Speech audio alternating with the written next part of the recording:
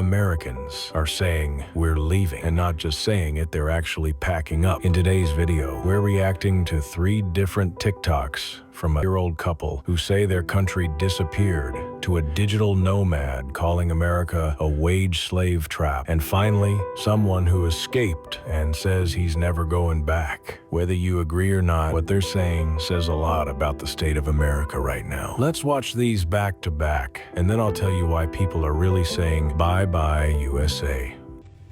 Well, we're looking at leaving. We're going to look at Canada and Portugal. Those are the 2 places we're looking. I can't even believe that I have to say this, but I am not going to sit and wait and hope that what we're seeing unfold doesn't actually happen. I'm not. I'm almost 60. What does that give me? Another 25, 30 years? I'm just keeping it real here. I don't want to live it like this. It's just not. No, I don't want to. And so do I want to leave my country? No. But my country kind of disappeared around 2015. And now it's unrecognizable to me. And so we're going to do a little research. We've got our Go stuff packed, all our documentation. We are going to check out Canada first. Probably come back here. Go check out Portugal. Come back here. Maybe Turkey. I'm not sure. It depends. Yeah, I mean, can you, it's like mind-boggling.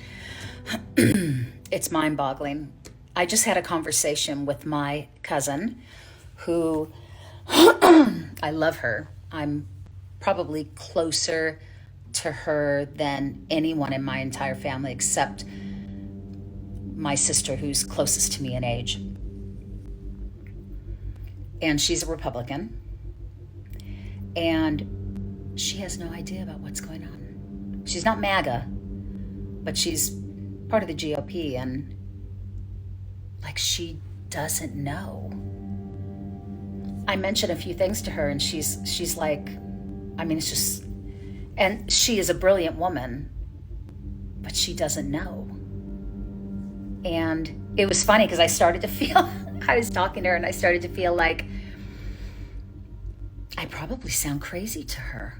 Like, I bet I sound like I'm making a bigger deal out of things than what they are.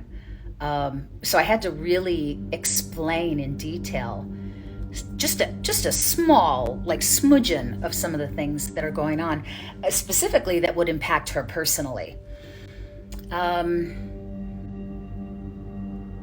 Yeah, I don't understand how people are unaware of what's happening, other than where they're getting their news from, if they're even getting news. I know there's a lot of people in the country right now that have just turned off their TV. They just turn off their TV. They don't want to know. That is very dangerous. That's incredibly dangerous, in my humble opinion. So, yeah, we're going to start looking.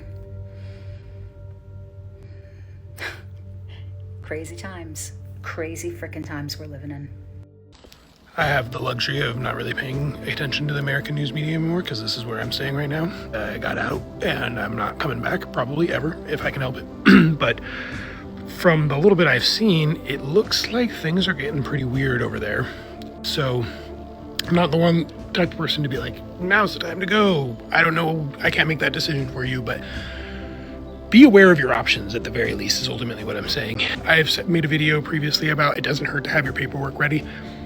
Doesn't hurt to have your paperwork ready. It also doesn't hurt to just be privy to what's available to you. And what I mean by that is there are a lot of countries, or at least a couple of countries, that have great travel visas. And what I mean by that is they have a year, you can stay for a year on a travel visa, like Albania. And it's a relatively, for Americans, affordable country. You can go there if you're able to maintain some level of remote work, live reasonably comfortably. There are several other countries. If you wanted to try to immigrate long term, you could figure out which one works best for you. Again, we chose Spain. That's the one that we're moving toward. However, we had considered Vietnam. We had considered Thailand briefly. We had considered, the Netherlands, although that is much more difficult, not extremely, but much more difficult. The UK is obviously very difficult, but there are just options out there. You just have to take a peek and be aware of what they are. And now is kind of a good time to be aware of what those things are. So all that to say to my brothers and sisters in the United States still, I'm sorry that you're dealing with the mobilization of National Guard in 19 U.S. cities and armed guards around the country's capital. Sounds a little on the nuts side. If I'm happy to be where I am right now. We chose to leave a long time ago for a variety of reasons, and those reasons have only mounted and culminated to the point where we were actually leaving, and now we're feeling very relieved to be out.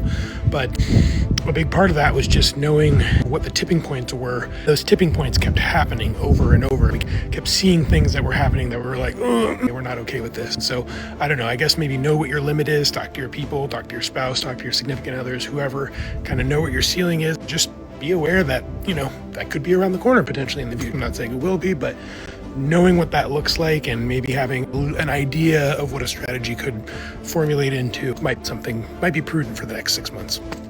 Anyway, I wish you all the best of luck. Take a look at this. It's beautiful. The quickest way to go from a wage slave to a king is to digitize your income and move to a third world country.